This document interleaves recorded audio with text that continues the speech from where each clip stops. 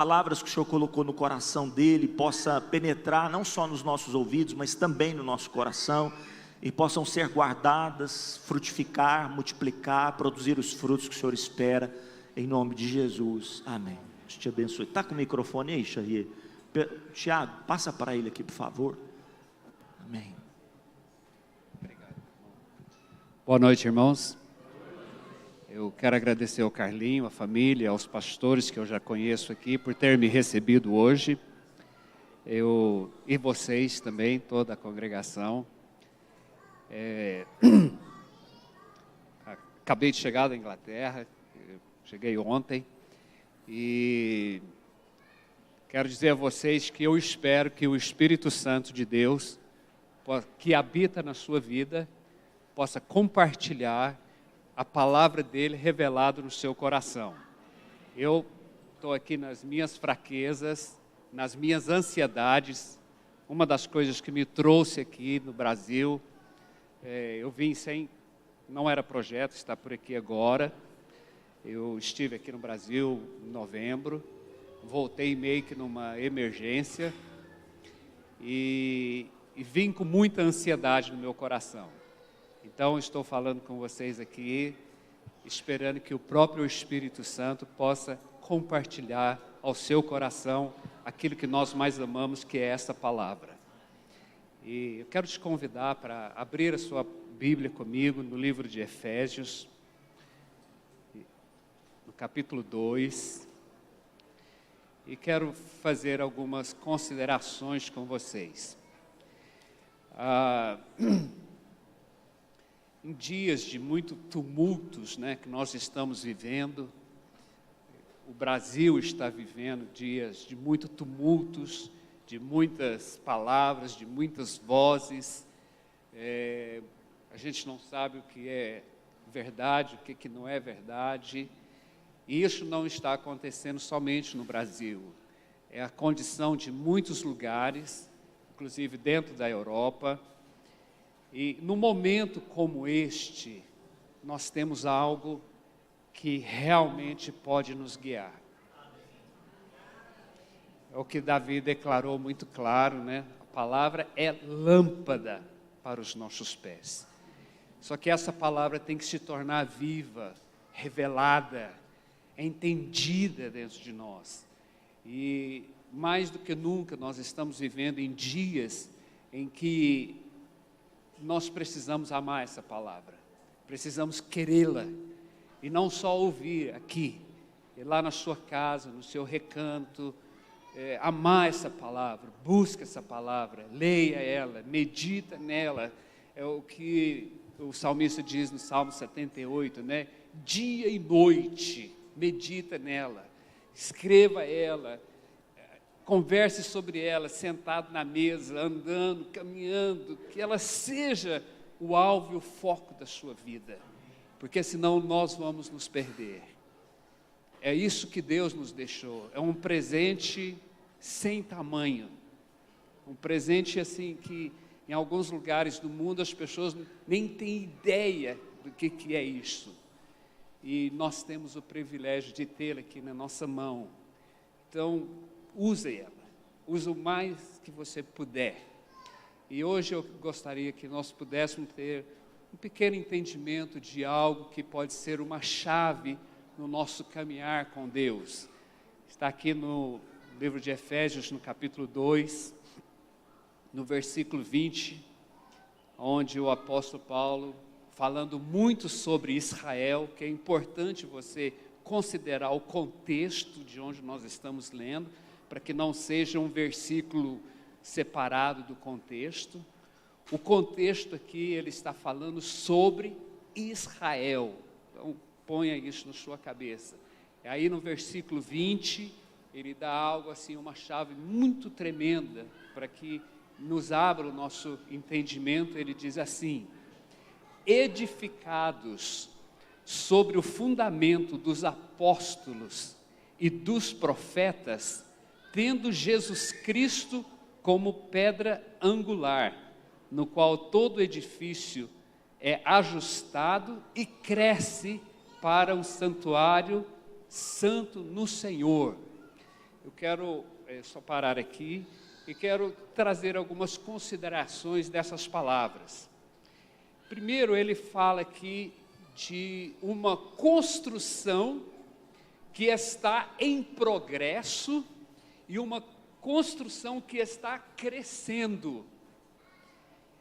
E eu compreendo que nós precisamos desse texto que nos ensina o que estamos construindo, o que é que nós estamos edificando. Quando você começa o processo de uma construção e de uma edificação, você precisa de um projeto, você precisa saber o que você está construindo. Você não chega num terreno e despeja só areia, cascalho, cimento, ferro e tijolo. Todos esses são materiais para você fazer uma construção da qual você tem um projeto. Deus, na sua grandeza, e essas coisas muitas vezes nós não conseguimos alcançar, está construindo algo, está edificando algo. E nós precisamos aprender de Deus o que é que Ele está edificando, da qual Ele nos chamou como indivíduos participantes de algo que Ele está realizando. Porque Ele não está edificando somente a minha vida pessoal. Ele não está simplesmente fazendo tudo o que Ele faz no mundo todo hoje, só focado nas minhas necessidades pessoais. É algo muito maior pelo qual eu fui chamado para ser parte. E isso é aquilo que ele está dizendo que é uma edificação. Ele leva aqui um outro componente, que é também muito importante, que ele diz sobre o fundamento de todas as coisas. E dentro de uma construção, eu posso te dizer para você que o mais importante é a fundação. Porque quando você tem um problema na fundação, é quase que condenado todo o edifício. Porque é difícil você reparar uma fundação. Então, todo cuidado deve ser tomado ao você lançar os fundamentos daquilo que você está realizando. Você está edificando a sua vida, você está edificando uma família, nós somos parte de uma sociedade. Hoje também nós somos parte de algo eterno, desde que você passou a existir, você é parte de algo que está acontecendo. Agora, em tudo isso nós precisamos ver quais são os fundamentos que têm sido lançados, o que nós recebemos, ou que nós estamos colocando em nossas vidas, para que possamos então crescer, evoluir e estar de uma maneira firme e segura, porque o que traz segurança, firmeza e crescimento é quando existe um fundamento sólido. Se não existe, vai desmoronar, vai cair, vai rachar, não vai progredir e não vai alcançar aquilo que deve ser alcançado. E aqui o apóstolo Paulo, ele traz dois elementos dessa fundação que são extremamente importantes. O primeiro aqui é o que ele diz: fundamentado sobre os fundamentos apostólicos e proféticos. O que é que isso significa?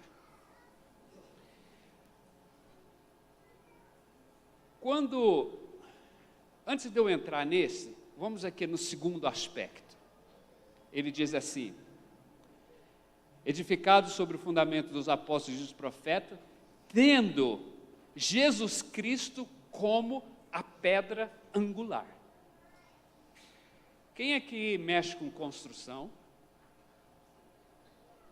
Ninguém. Eu mexo com construção. Porque além de ter estado no ministério, eu também muitas vezes sustento o meu próprio ministério, eu trabalho, eu pego no duro, eu pego tijolo, eu sei o que é uma construção, eu sei o que é fundamento, eu sei o que é construir, e qualquer tipo de construção que você imaginar. Dentro de uma construção, existe, principalmente no passado, e se você puder pesquisar, pesquise, que eu acho que você vai ser muito enriquecido sobre isso, a pedra angular, que hoje é chamada na inauguração de grandes edifícios, a pedra fundamental. Essa pedra fundamental, ou a pedra angular, ela que vai dirigir tudo aquilo que aquela construção vai ser.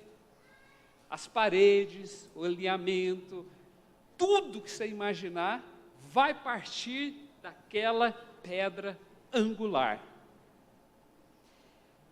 E aqui o apóstolo Paulo está dizendo, aquilo que Deus está construindo, ele tem como base e fundamento uma pedra angular chamada Jesus Cristo. E eu quero que você guarde isso aí no seu coração, porque nós vamos voltar nesse princípio aí. Porque esse é algo fundamental de tudo o que Deus vem realizando neste planeta Terra, no meio da criação e através de todos os séculos da existência, desde que a Terra passou a existir. Guardou isso no seu coração? Eu não estou desperdiçando palavra aqui não, irmãos. Cada palavra que eu estou te dizendo, ela tem um significado profundo. Desde que Deus teve a existência deste planeta Terra, deste universo, de toda a criação,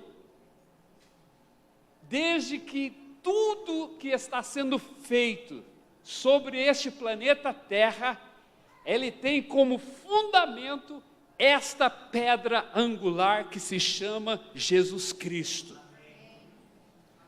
Quando a Bíblia diz, no livro de Colossenses, você pode ler no capítulo 1, no finalzinho, ele tem ali, até parece que foi um salmo, uma expressão de oração, uma expressão de exaltação que o apóstolo Paulo escreveu. E ele diz assim, que tudo o que foi criado por Ele, para Ele, e Ele, Deus mesmo, estabeleceu Ele como o reconciliador de todas as coisas existentes nos céus e na terra.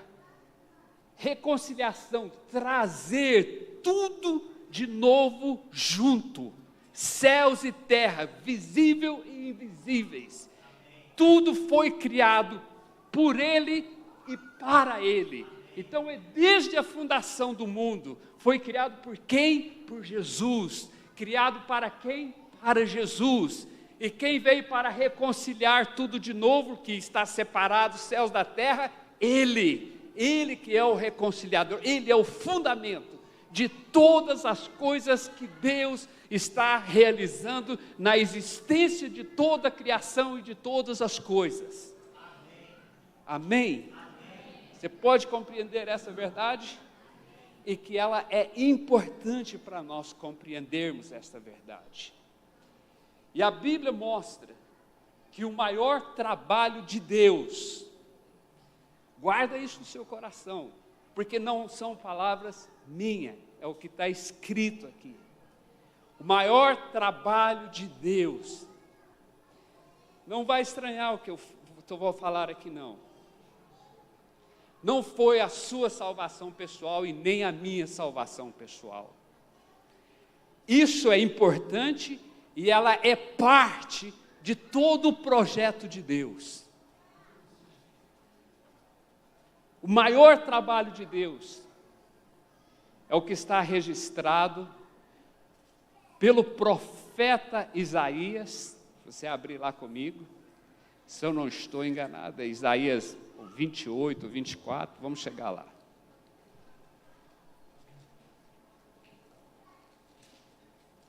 Isaías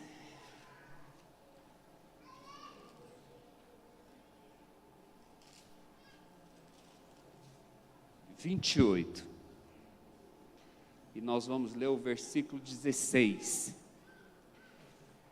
Presta atenção nas palavras. Por isso, diz o soberano, o Senhor. E essa primeira frase: eis que ponho em Sião uma pedra. Presta atenção nessas frases aqui que foram faladas. Quem foi que falou? E o que é que foi que ele falou que ele estava fazendo? Então, é o trabalho de Deus, é o próprio Deus que está fazendo, é o próprio Deus que está realizando. Foi a ação dele, foi ele que determinou, foi ele que falou, é isso que eu vou fazer. E o que é que ele disse que iria fazer? Eu estou pegando uma pedra fundamental, uma pedra angular, e essa pedra, eu estou colocando ela em um lugar. Presta atenção no que eu estou dizendo. Ele colocou essa pedra em um lugar. E esse lugar não é o céu. Esse lugar que ele diz aqui se chama Sião. Então é muito clara a palavra, não existe rodeio, não existe teologia. Então Deus, na sua soberania, porque Ele é soberano, Ele fez o seu plano, o seu projeto de criar todas as coisas, de fazer todas as coisas por Ele e para Ele, e que para Ele que pudesse estabelecer essas coisas, Ele falou, eu agora vou pegar uma pedra e vou colocar essa pedra em um lugar. Existe uma necessidade, não é o tempo, não é a hora para fazermos isso, para estudarmos sobre essa pedra. Porque a Bíblia que diz que ela é uma pedra viva, porque ela é uma pedra experimentada, ela é uma pedra angular e ela é uma pedra preciosa. Você precisa compreender, e a Bíblia é cheia dos indícios do que é essa pedra, de como é essa pedra. Um deles é no livro de Zacarias, que a Bíblia mostra ali, que quando Satanás veio ali na presença de Deus, estava ali uma pedra, que é uma pedra cheia de olhos, uma pedra viva, que aí ele descreve sobre ela. Então há muito que nós precisamos realmente compreender sobre isso, e sobre essa pedra, e por que que Deus estabeleceu essa pedra neste lugar. Então é um trabalho de Deus. Deus está movendo os céus, Deus está movendo na história, Deus está movendo em todas as maneiras, só nós precisamos compreender. Ser bons engenheiros, arquitetos com Ele, para compreender o que Ele está construindo, o que Ele está fazendo. Agora, para isso, eu preciso compreender a respeito dessa pedra, da qual Paulo chama ela lá no Novo Testamento de Jesus. O seu Senhor, o meu pastor, o seu pastor, meu Salvador, o seu Salvador, aquele a quem nós amamos. Você está aqui não é por causa do pastor Carlinhos, você está aqui porque você ama Jesus. Você não está aqui porque essa igreja é bonita e é a melhor do mundo. Você está aqui porque você ama Jesus. Agora, eu preciso conhecê-lo. Eu preciso saber quem Ele é.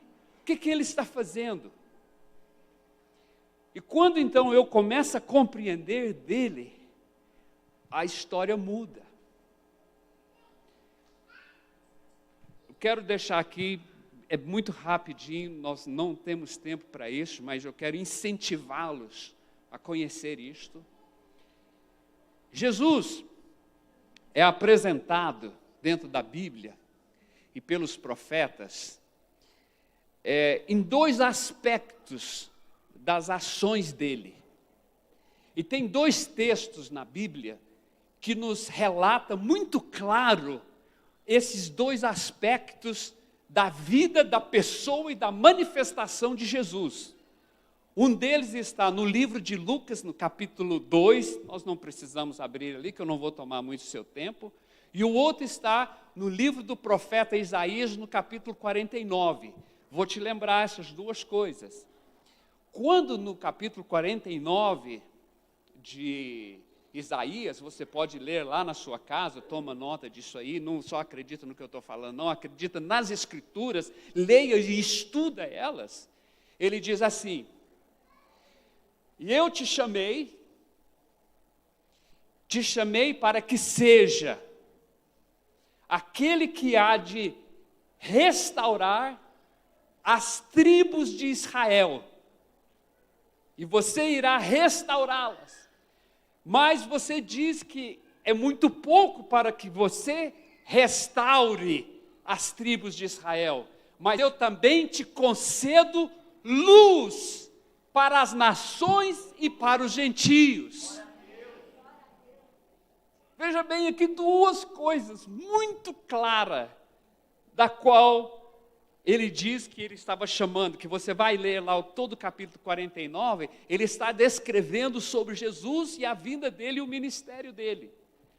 Quando você pula lá no Evangelho de Lucas, no capítulo 2, quando isso que maravilhoso que aconteceu aqui, estava acontecendo ali em Jerusalém. José e Maria pegam Jesus, o bebezinho, e vão apresentá-lo ali no templo.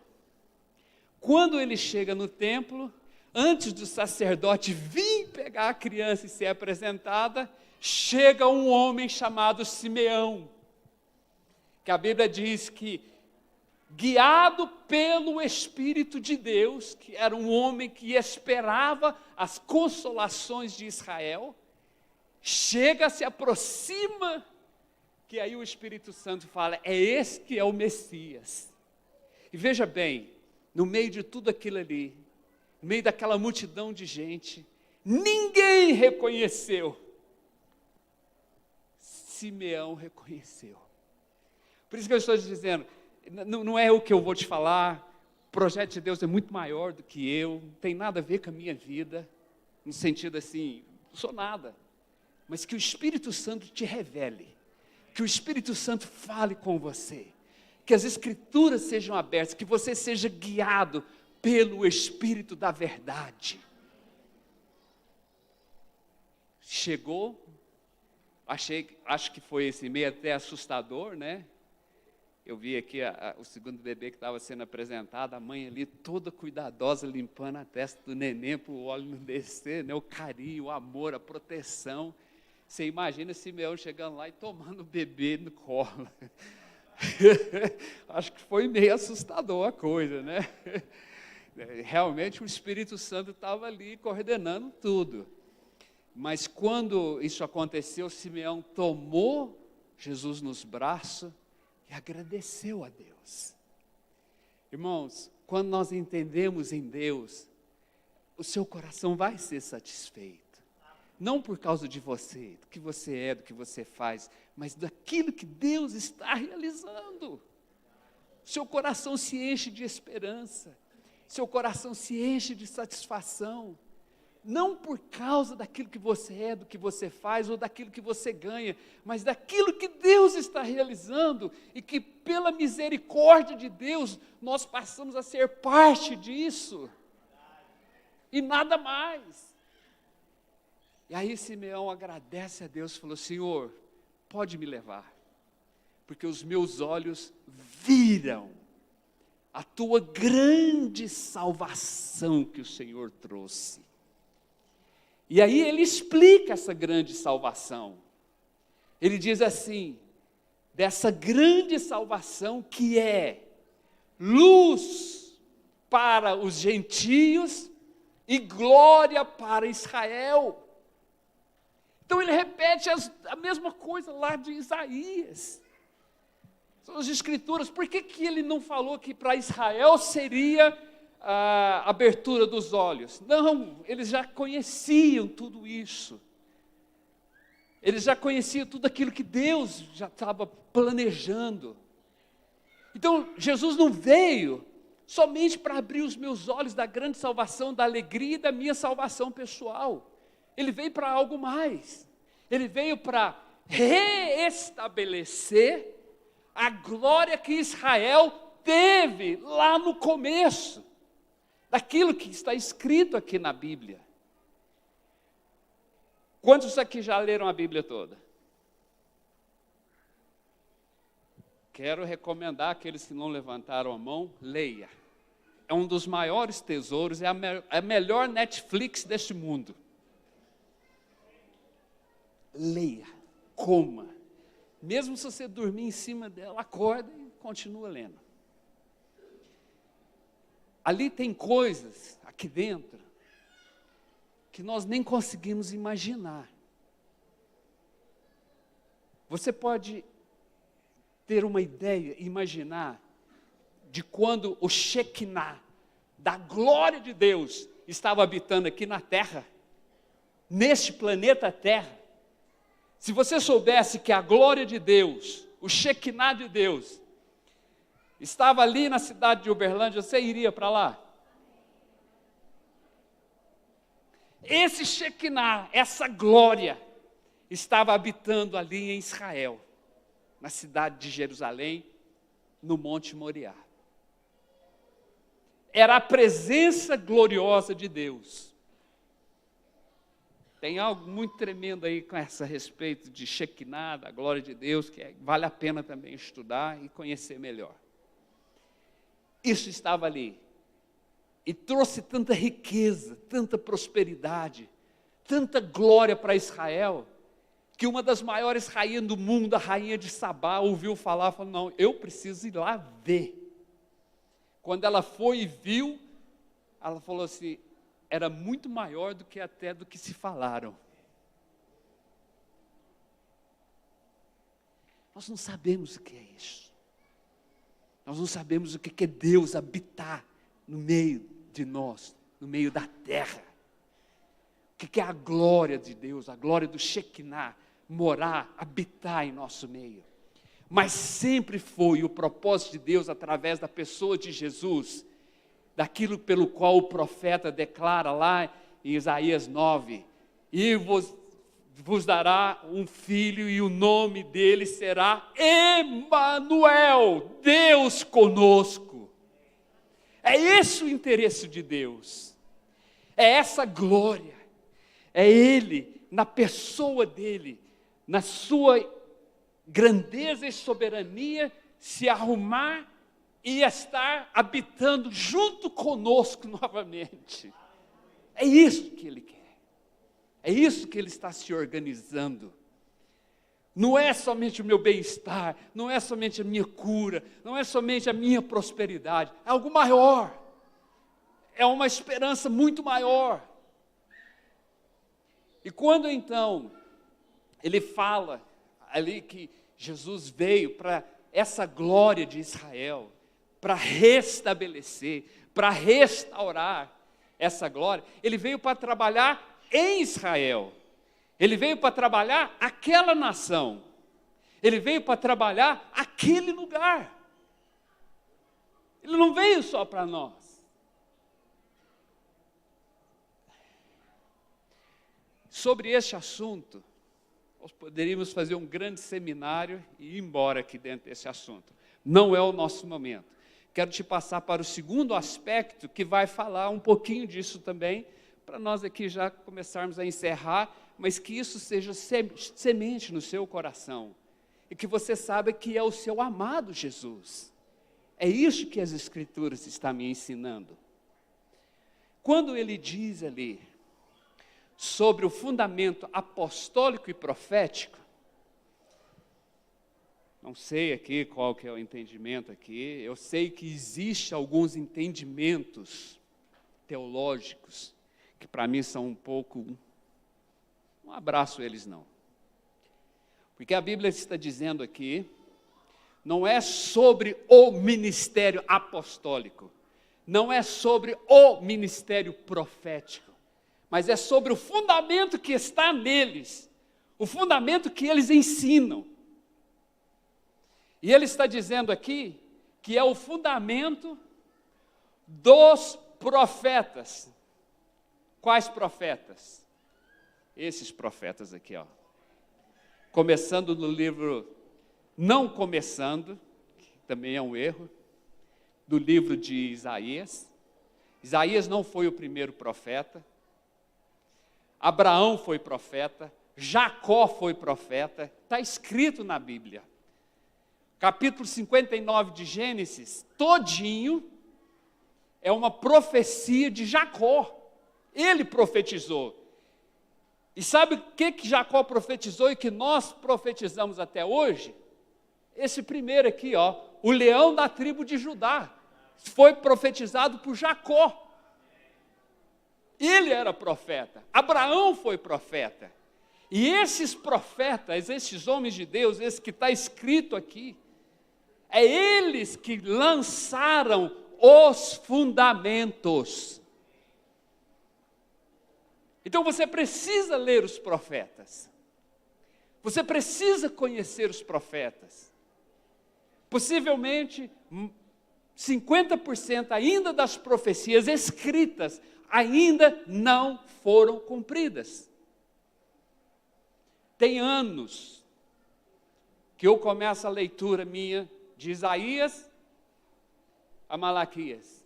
Volto, Isaías, Malaquias, Isaías, Malaquias. Tem uns 10 anos que eu estou lendo só os profetas, todo dia. E não sei nada. E cada vez que eu leio, parece que eu nunca tinha lido. Você precisa ler, você precisa compreender, você precisa comer essa palavra. Você precisa ter ela no seu coração. Que se você não tiver, o Espírito não vai te revelar. E Ele quer te revelar, Ele quer te dar o entendimento. Aí então, quando você vai nos fundamentos apostólicos, por que apostólico? Porque os apóstolos esperavam as consolações que os profetas estavam declarando, que foram os 12 apóstolos de Jesus. Não estou dizendo que não existe ministério profético, não estou dizendo que não existe ministério apostólico, só estou te dizendo que o que é edificado não é em cima dos ministérios chamados apostólicos hoje, nem profetas. É em cima daquilo que já está escrito, em cima do ministério profético que está escrito aqui, daquilo que foi lançado, daquilo que Deus falou. E é isso que nós precisamos conhecer, explorar, conhecer. Não seja simplesmente um ouvinte ou que recebe, seja uma pessoa que ouça de Deus, seja uma pessoa que coma a palavra. Está disponível para nós, está disponível para todos. Quando então nós olhamos os profetas, o que foi que os profetas falaram? O que foi que os profetas declararam? Uma das coisas que eles declararam, Isaías capítulo 2, Miqueias capítulo 4, que são repetidas essas profecias. E eis que nos últimos dias o Senhor estabelecerá o seu santo monte, e ele será o mais alto de todos os montes, porque de Sião sairá a lei, e a palavra de Jerusalém.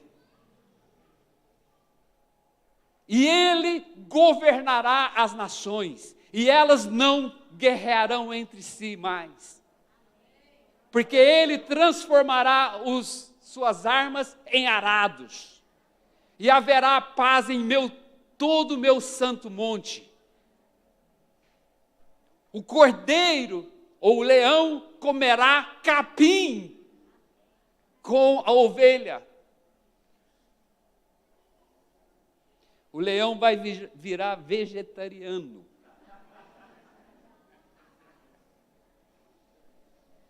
Deus vai fazer uma mudança até na natureza dos animais.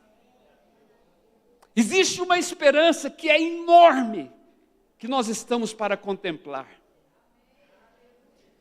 Agora o Senhor diz lá muito claro, que o monte do Senhor, que é o Monte Sião, será estabelecido como o mais alto de todos os montes.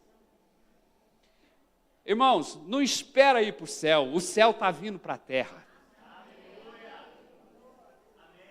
A Bíblia diz que a Nova Jerusalém está descendo, nós não estamos subindo.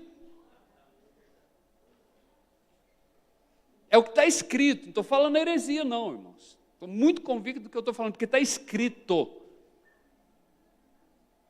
A Bíblia diz que Deus irá reconciliar os céus com a terra novamente.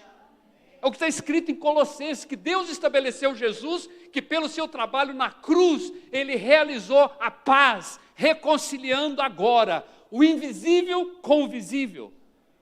O visível vai conviver com o invisível. Não me pergunta como que é isso, que eu nunca estive lá, eu não vivi lá. E eu não sei como que é.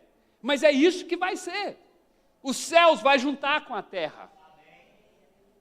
A terra vai estar nos céus. A terra vai estar na eternidade. Dentro da eternidade vai ter tempo. Você acredita nisso? Hã? Você não ficou convencido, eu acho que não, né? Parece que eu estou falando muita loucura. Mas vamos aqui, só nesse pedacinho de coisa que eu falei. Quando Deus, que é a pessoa de Jesus, que a Bíblia diz que tudo foi criado por Ele, e era Ele, estava com Adão ali no jardim, ali dentro do jardim, que é tempo, que é ali dentro da eternidade, havia tempo lá dentro? Havia ou não? Havia, porque a Bíblia diz que era no entardecer do dia. E ali estava dentro da eternidade. Agora, não me pergunta como que mistura eternidade e tempo, porque eu não sei te falar. Mas essa é a minha esperança. Não me pergunta como que nós vamos estar vivendo com aquilo que é invisível. Os anjos, todas as criaturas celestiais, porque é isso que a Bíblia fala, que tudo vai ser reconciliado. Agora, é um trabalho de reconciliação gigantesco. Agora, o que Deus está fazendo, Ele está estabelecendo o seu lugar de trono novamente no meio de toda a criação. Este lugar de trono, que a Bíblia chama ele, que é o que o profeta Isaías declarou, Isaías 2, é um lugar que se chama Sião, Jerusalém. É aquela terra lá. Não é lá no céu, é aqui. Deus está estabelecendo o seu trono do universo em um lugar chamado planeta Terra, numa nação chamada Israel, num lugar chamado Jerusalém, a partir de um monte chamado Sião. Você vai perguntar assim, pastor Carlinhos, por que você convidou esse homem para vir aqui? Irmão, as escrituras é a minha esperança. Eu quero terminar aqui com duas coisinhas. A primeira, existe uma palavra profética que ela é, veja bem o que eu te disse, acompanha o meu raciocínio aí que eu estou trazendo para você. É dentro dos fundamentos proféticos. O que os profetas falaram? É isso que eu vou lançar como fundamento daquilo que eu estou construindo e vivendo. E o que os profetas falaram? Os profetas declararam a restauração de Israel, daquela terra. Está escrito no livro de Jeremias, no livro de Isaías, no livro de Ezequiel, muito detalhadamente sobre essa restauração. E para surpresa nossa, e para benefício nosso, e para honra sua e minha, muitas dessas profecias estão cumprindo agora, debaixo do nosso nariz. Deus está movendo no planeta Terra como Ele nunca moveu nessa história. Porque muitas vezes nós ficamos cercados aqui dentro do nosso, com todo carinho que eu quero falar essa palavra, dentro do nosso curral. Mas Deus está movendo nesse planeta Terra como nunca, queridos. Realizando o seu projeto eterno. Quero te mostrar leia na sua Bíblia depois com isso que eu vou te dar agora. Capítulo 36 de Ezequiel. Capítulo 37 de Ezequiel, capítulo 38 de Ezequiel, é uma sequência de um processo de restauração que Deus está fazendo no planeta Terra. Capítulo 37, que é o capítulo do meio de Ezequiel, ele fala sobre o vale dos ossos secos, e que a Bíblia fala muito clara que aquele vale dos ossos secos não é a minha esperança que morreu, não é a minha família que foi destruída, pode usar para isso. Mas a Bíblia fala muito clara, diz lá o profeta, todos esses ossos são toda a casa de Israel. Então ele está falando da restauração da nação de Israel que iria acontecer um dia, que ela passou a não existir por 2000 anos. Não havia nação de Israel, não existia viagem para Israel, não havia excursão e turismo para Israel. Passou a ser existente 75 anos para cá. Então está dentro da nossa geração. Só que antes de que tudo, essa restauração de Israel, ela voltasse a existir novamente, que é algo que nós também precisamos de estudar muito. No capítulo 36, leia lá depois, ele começa dizendo assim, o profeta, o Senhor falando, assim diz o Senhor, montes de Israel, ouça montes de Israel. Ele começou a profetizar para a terra, para o chão. Chão, irmãos, pega terra. Sabe por quê?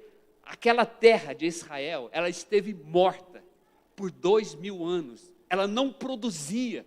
Você podia lançar semente e não nascia. As árvores morreram, os bosques morreram.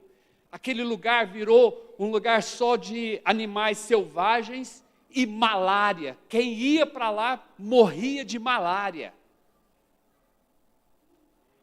A terra morreu por 2000 anos. E grandes impérios, gregos, sírios, turcos, os ingleses, todos eles dominaram aquela terra nesse período. Nenhum deles fizeram a terra brotar. Fizeram de tudo, a terra não brotou, não tinha vida. Mas Deus, na sua grandeza, dos seus eternos propósitos, com a terra, com a criação, com aquilo que Ele criou por Ele e para Ele, Ele não vai abrir a mão. Chegou o momento e a hora de Deus, da palavra que foi profetizada.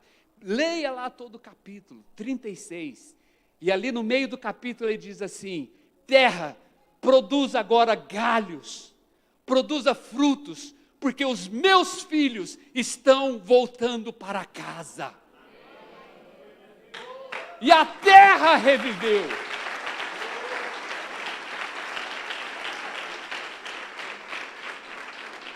A terra reviveu, irmãos. Agora quem é o primeiro-ministro, voltou a ser Netanyahu, que ele é o ministro agora, mas na vez passada que ele estava, ele chegou para o pessoal da ONU e falou, olha, peça para as nações e vocês, deixa a gente quieto, deixa a gente terminar de construir o nosso país e nós podemos alimentar o mundo inteiro. Você imagina, os caras são desaforados. Mas não é por causa deles, é aquilo que Deus, é a bênção de Deus que faz toda a diferença. Não estou dizendo que Israel é uma nação santa. Eles não são ainda. Porque quando você vê Ezequiel 37, ali é um processo. A Bíblia diz, em Ezequiel 37, foi um processo de restauração. Israel ainda está num processo de restauração. Eles são hoje um país restaurados geograficamente, parte geograficamente e politicamente. Mas eles não são ainda aquilo que Deus falou que iria restaurar. Mas dentro das palavras proféticas, Deus falando, diz assim: e eu vos trarei de volta, e vocês nunca mais serão dominados por nenhum estrangeiro. Então, até a volta de Jesus, ninguém mais vai dominar aquele povo e nem aquela terra. Não é por causa deles, é por causa do eterno propósito de Deus. E Deus é fiel para cumprir a sua palavra. Aí o pessoal chega para ele: não, mas Israel é cheio de gay, é cheio disso, é cheio daquilo. Eu sei que é, mas está num processo de restauração. E é Deus que está fazendo.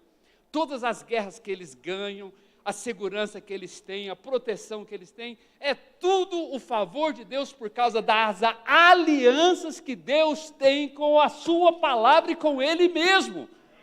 Porque Deus falou: eu escolhi Sião para a minha morada eterna, para sempre.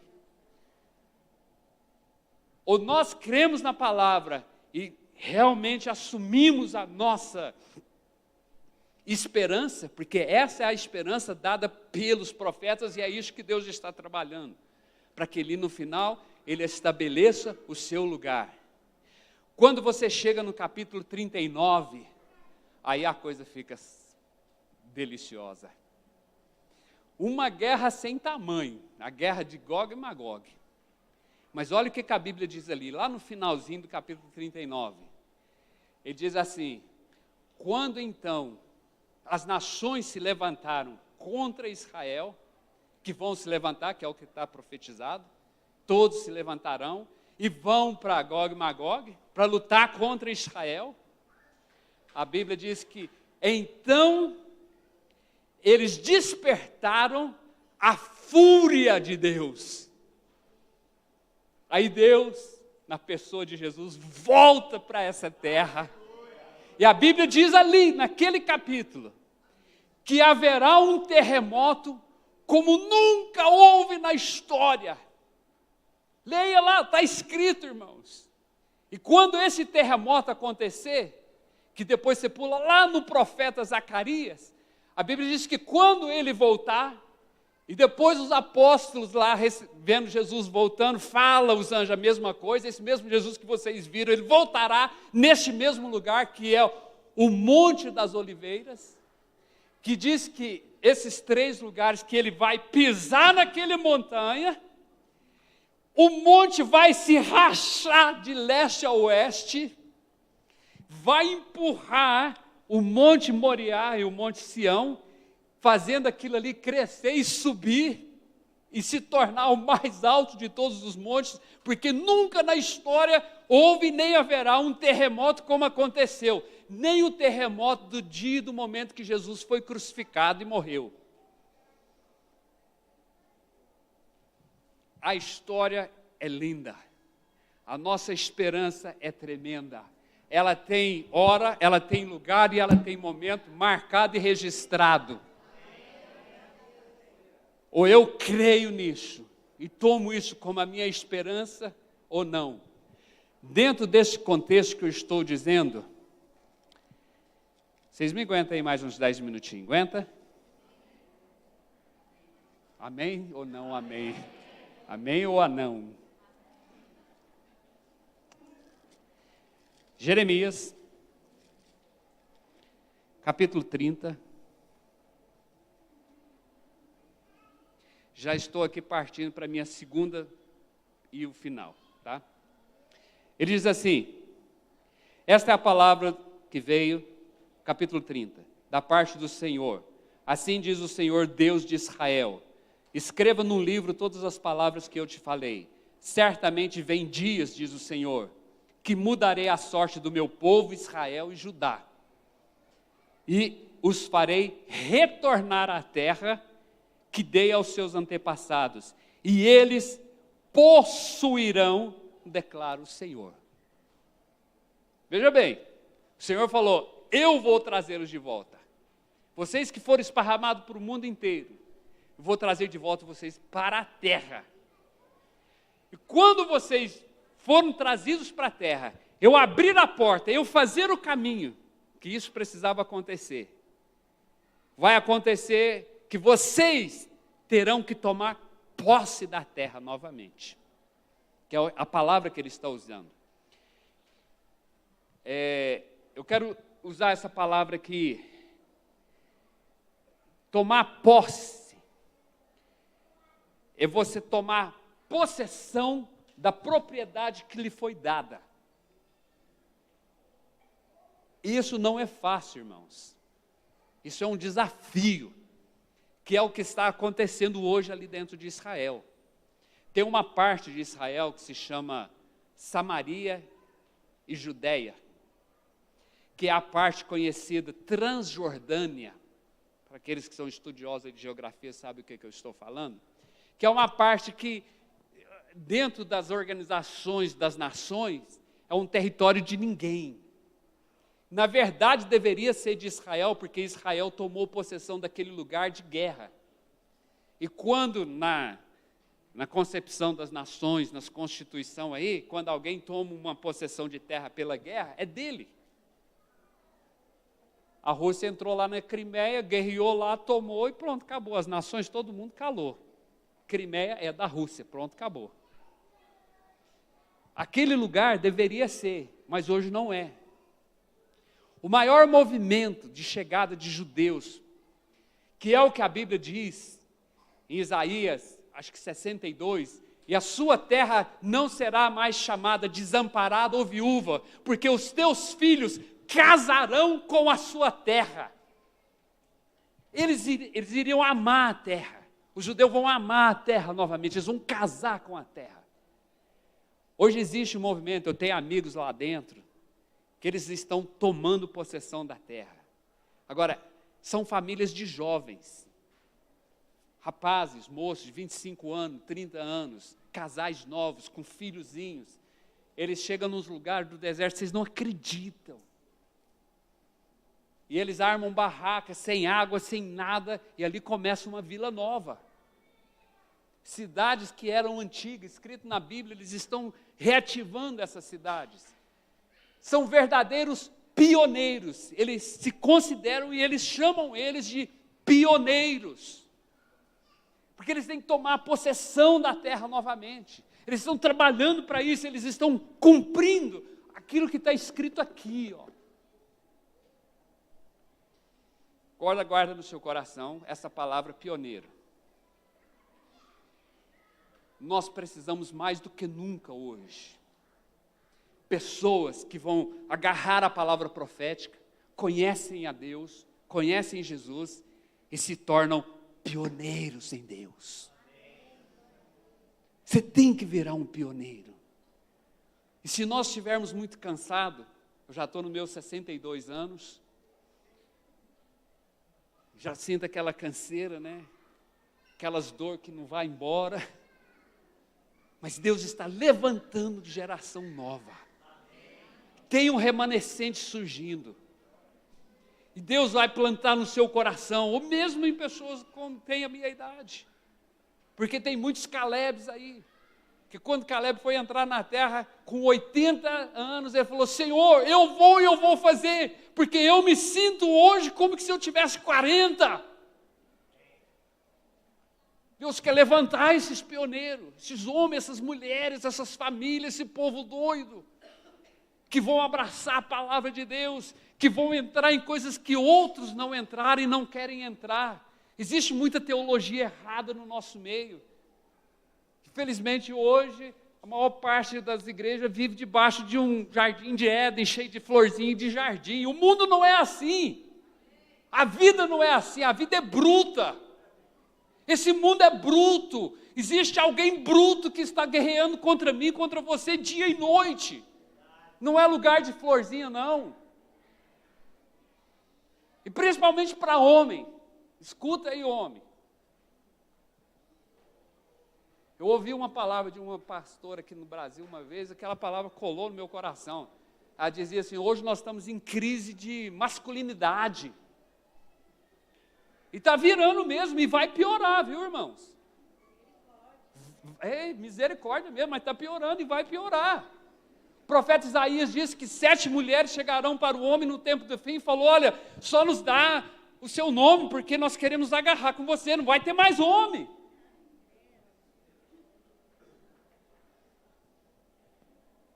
Sabe por quê? Aí essa irmã até falava assim: olha, o homem, ele é bruto, o homem foi criado do pó da terra. Deus foi lá na terra e criou um macho, bruto, e falou para ele: agora sai, vai, conquista, domina. Quem foi criado no jardim foi a mulher. A mulher foi criada no Éden, ela que foi criada no meio das flores, ela que é delicada. Você vê os homens aí tudo em salão de beleza, arrumando cabelo, fazendo isso, passando esmalte. Que qualidade de homem é essa, meu Deus? Fazendo sobrancelha, tirando cabelo, depilação não sei o quê. Ou vai caçar pau para subir, homem?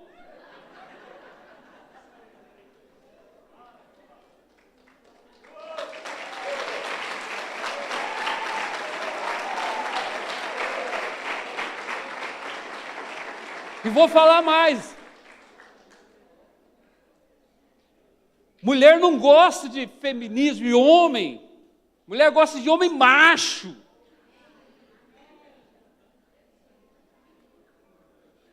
Com todo respeito, né? Eu tenho 4 mulheres dentro de casa, 3 filhas, minha esposa, e me nasceu mais 3 netas.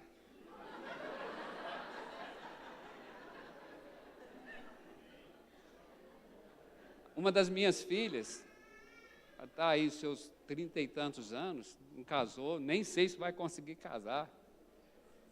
Porque ela procura um homem que pega ela, joga ela na parede, que domina ela.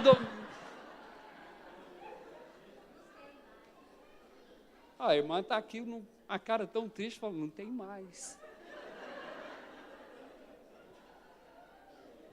Que tristeza. E olha o que a Bíblia fala. A Bíblia diz que ele foi criado e Deus falou para ele, falou assim: olha, vai e domina. Sai, conquista, domina o território. E o bobão ainda foi lá e fez o que fez, né? Nós precisamos disso. Nós precisamos também dessa masculinidade ser restaurada. Homem é homem, não queira que seu marido seja bonzinho, não, lá dentro de casa, aquela florzinha, viu? Não faz isso não, pelo amor de Deus, deixa ele caminhar. Deixa ele ser homem. Há algo inerente na natureza do homem. Todos eles têm, desde bebezinho. Ele nasceu para conquistar. Ele tem que conquistar. E não é o pai conquistar para ele, não. É ele que tem que conquistar. Ele que tem que fazer. Porque se ele não fizer, ele vai ser um frustrado, ele vai ser um decepcionado, ele vai se suicidar, ele vai beber, ele vai entrar nas drogas. Por quê? Ele não consegue conquistar. Ele tem que conquistar a mulher, ele tem que conquistar a sua esposa, ele tem que conquistar território, ele tem que conquistar a coisa na sua vida, ele tem que ser pioneiro. E as nossas igrejas, nós estamos formando florzinha. Oh, para com isso, gente. O mundo é cruel. Algumas características de um pioneiro. Ele tem coragem. Ele treme as calças, mas ele vai. Ele tem uma simplicidade. Você já viu aqueles fazendeirão, bem lá nas antigas? Os caras não tinham nada, sabia nem ler. Os caras eram simples, tinham uma simplicidade de vida. A vida dele era pegar a enxada, fazer o que tinha de fazer, voltar para casa, comer, estar com a mulher, dormir, acordar de madrugada, que é uma vida simples. Mas ele sabia o que ele queria, ele sabia onde que ele estava, aquela simplicidade de vida, mas conquistou, Quantos deles deixaram herança hoje? Que aí os seus herdeiros gastou e acabou com tudo. Eles têm que ter aquele senso de aventura. Eu vou aventurar, eu vou arriscar. E quem não arrisca não faz. Você também tem que ter aquela senso dentro de você, eu posso errar. E você vai errar, como eu já errei. Errei na criação dos meus filhos, errei em negócio, errei em decisões, mas levantei e fui, porque eu vou fazer. Escutei um empresário uma vez em Israel, porque Israel é um negócio assim, extraordinário, que eles criam coisas. Ontem mesmo saiu uma novidade assim que me explodiu minha cabeça. Eles recriaram um motor quase que anda o tanto que você quiser, com pouco combustível, mas eles recriaram o motor. Totalmente diferente, lançou, e daqui uns dias vocês vão ver isso aí aparecendo. Mas eles falaram assim, você acha que nós acertamos? Tem 5 anos que nós estamos errando, mas agora acertamos. Você erra, mas não deixa o erro, a sua falha, o seu problema te derrubar. Levanta a cabeça, ganha força, o Senhor é a minha força. Não é a minha força para que eu seja bacana, é a minha força para eu fazer de novo, para me tentar de novo, para mim me levantar, para me correr, para me avançar. Então eu tenho que ter essa coisa de, posso falhar. E um pioneiro tem que ter isso dentro dele. Ele tem que ter uma visão. Ele tem que crer no futuro, ele tem que entender isso. Mesmo muitos fazendeiros, pessoas que foram pioneiros aqui na nossa região, eles tinham uma visão de conquistar uma fazenda, de abrir um projeto, de fazer algo tremendo, e para a sua geração futura, eles tinham visão, eles tinham entendimento. E a segunda coisa que eu queria te falar, e terminando, tomando isso aqui, Jesus, e o capítulo 5 de Apocalipse, mostra o trono com Jesus. E apresenta ali, interessante, tanto o capítulo 4 quanto o capítulo 5 do livro de Apocalipse, são dois capítulos que nós precisamos levar muito em consideração. Deixa eu falar do capítulo 4 primeiro. Capítulo 4, Deus é adorado como o Criador de todas as coisas. Ali na eternidade há uma adoração pela criação, de como Deus, na sua excelência e soberania da sua glória, criou todas as coisas para o louvor da sua glória. Deus não vai abrir mão da sua criação, como a maior parte dos crentes pensam que vai para o céu e Deus vai destruir tudo e nós vamos estar num céu que nem sabe aonde que é. Se for isso, risca e tira o capítulo 4 do livro de Apocalipse. Porque Deus vai continuar sendo adorado na eternidade por toda a sua criação, que Ele criou por Ele e para Ele. Capítulo 5, a Bíblia diz que compareceram povos de todas as tribos, de todas as línguas, de todas as nações, perante o Cordeiro de Deus. Uma coisa que Deus não abre mão, são de povos, são de línguas. Deus não está fazendo todo mundo uniformizado. Deus não está uniformizando as nações. Não é para que eu seja igual aos japoneses e os japoneses sejam igual a nós. Não é, cada um tem a sua maneira de expressão, até de física, nós somos diferentes. Porque tudo isso é o que glorifica Deus. São os povos, são as nações. Uma coisa que Deus nunca deixou e nunca vai deixar de desaparecer desse mundo foi a nação de Israel, por muitas outras coisas. Mas outra coisa que Deus não quer que suma deste planeta Terra é uma nação chamada Brasil.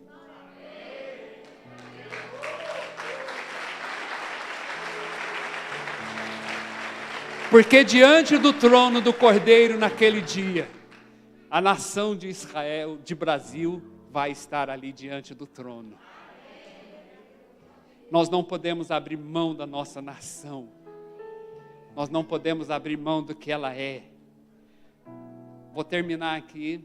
Não sou político, nunca gostei de política, nunca me envolvi com política, mas vim para cá, para o Brasil, deixei minhas responsabilidades, deixei meu serviço, não sei como vai ser, porque eu preciso estar no Brasil neste momento.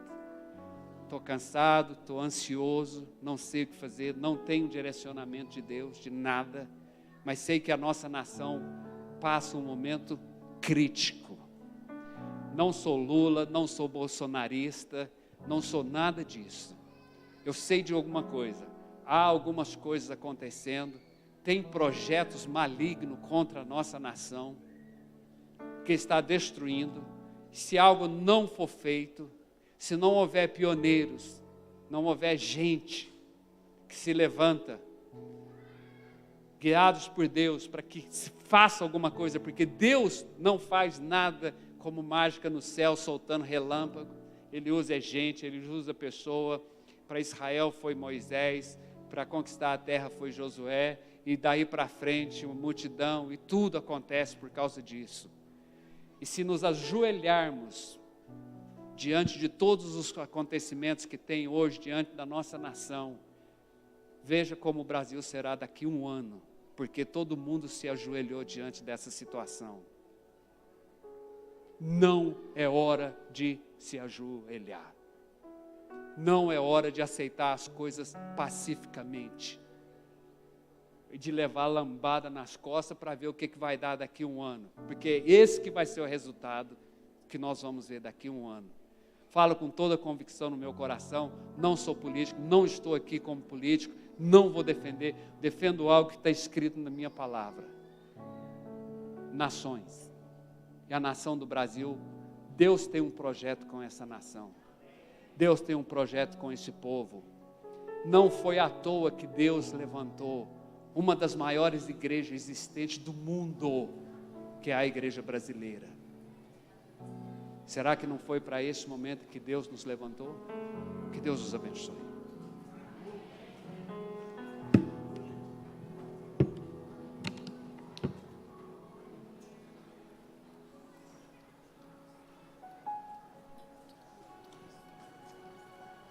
Aleluia. Vamos ficar de pé, amados.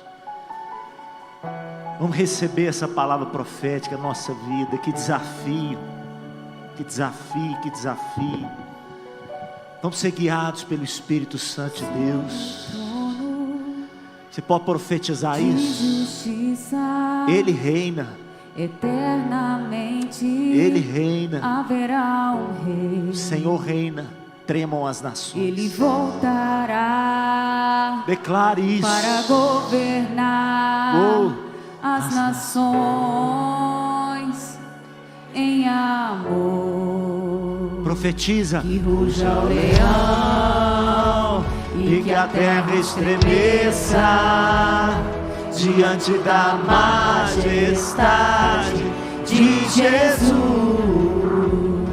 Que ruja o leão e que a terra estremeça diante da majestade de Jesus. Deixa a voz do Senhor entrar na tua vida.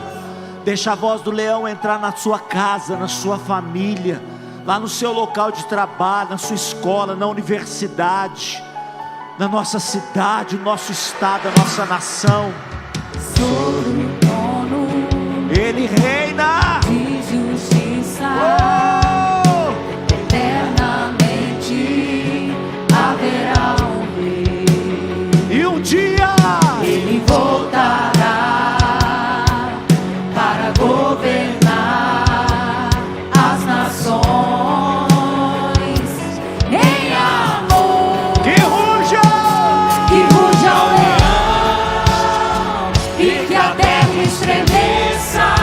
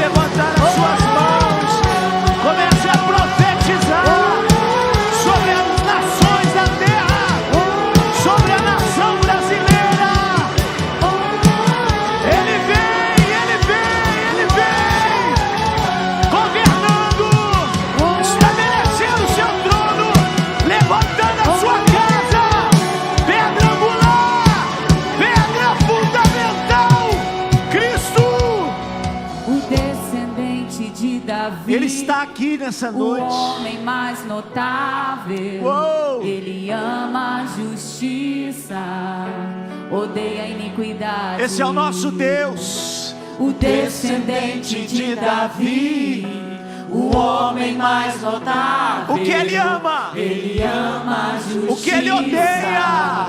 odeia a iniquidade. Profetiza isso sobre a nação. Descendente de Davi, o homem mais notável. Ele ama a justiça, odeia a iniquidade. Declare, declare. O descendente de Davi, o homem mais notável.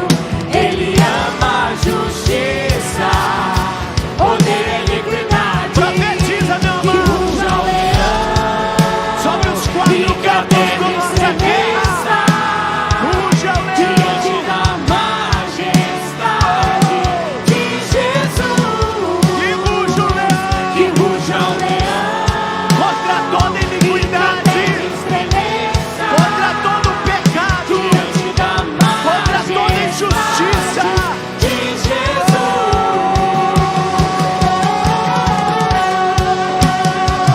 Levante as mãos como profeta de Deus, profeta voltado do Senhor.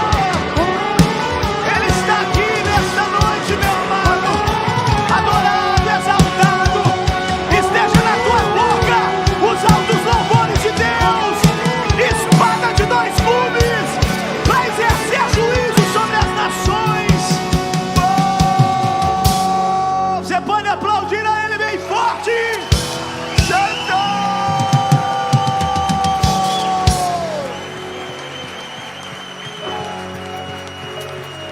Espírito do Senhor Deus está tomando conta da tua vida nesses dias. E Ele te levanta como profeta lá onde você está. Como profeta. João Batista começou a profetizar no deserto. E é no deserto que Deus transformará em jardim regado. Começa a transformar desertos em jardim regados pela palavra profética que está nos teus lábios. Onde a miséria está, profetiza prosperidade. Onde há conflitos, profetiza paz. Onde há injustiça, profetiza a justiça de Deus. Onde as trevas estão dominando, profetiza a luz do Senhor que dissipa todas as trevas. Você é profeta do Senhor. Há uma espada de dois gumes na tua boca, meu amado. Há uma espada de Deus na tua boca. E Deus te levanta como pioneiro. Pioneiro. Só você que é pioneiro, dê um aplauso mais forte aí ao Senhor.